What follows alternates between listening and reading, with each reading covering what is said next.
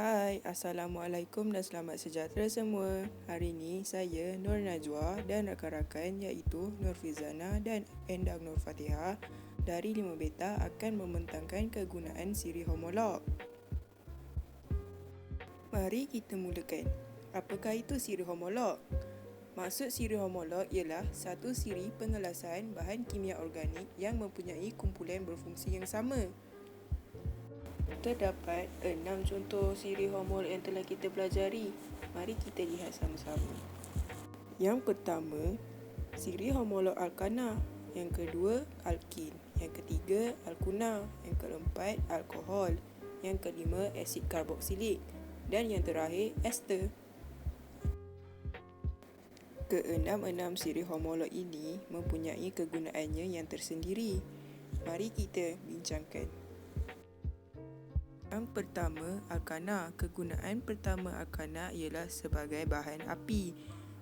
Contohnya petrol. Petrol digunakan untuk kenderaan bermotor. Kegunaan kedua pula ialah sebagai pelarut. Pelarut alkana ini terdapat di dalam metanol. Ia digunakan sebagai pelarut lemak. Kegunaan ketiga dan keempat pula ialah sebagai pelincir, lilin dan parafin. Kegunaan barang ini sebagai pelincir, pengilap dan lilin.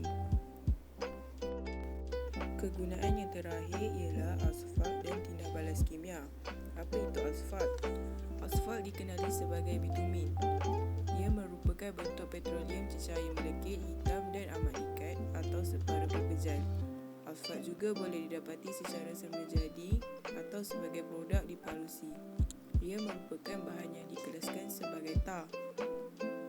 Kegunaan utama 70% asfalt atau bitumen ini adalah dalam pembuatan jalan, di mana ia digunakan sebagai gam atau pengikat campuran dengan partikel agregat untuk menghasilkan konkrit asfalt.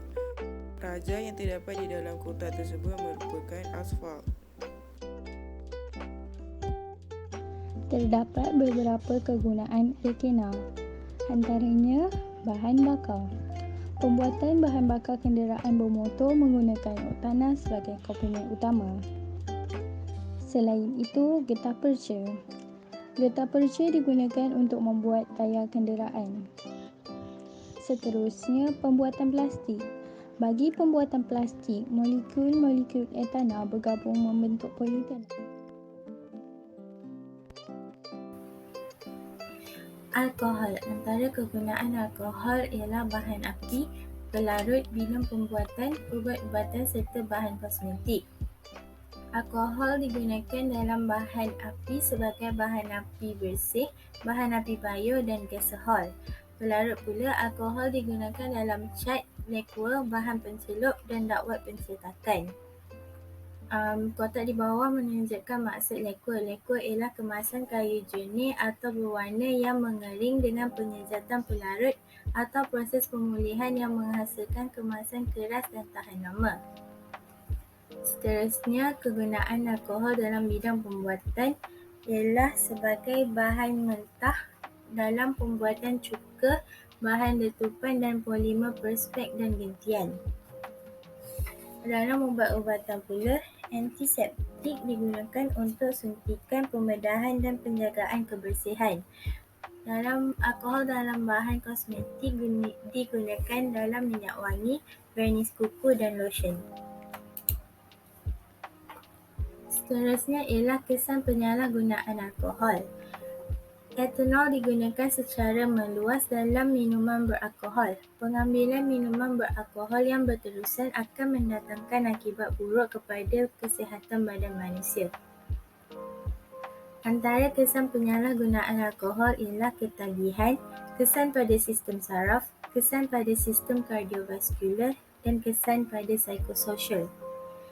Ketagihan berlaku akibat pengambilan alkohol secara berlebihan.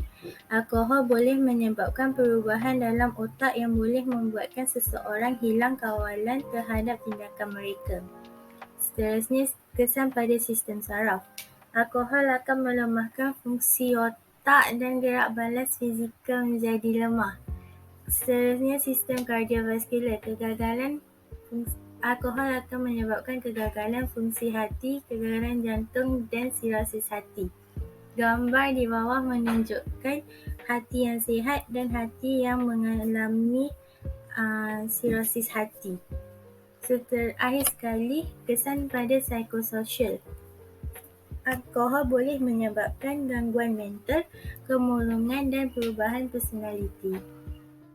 Terdapat beberapa kegunaan asid karboksilik, antaranya pembuatan cuka yang dibuat daripada asid etanoik dalam pengawetan makanan dan perasa.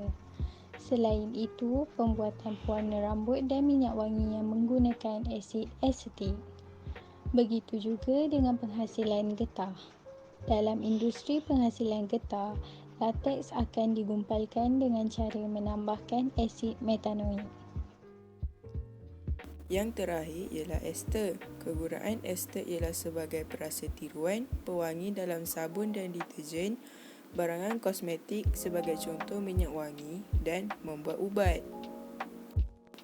Hal ini kerana ester mempunyai sifat iaitu dia merupakan sebatian neutral dengan bau wangi buah-buahan.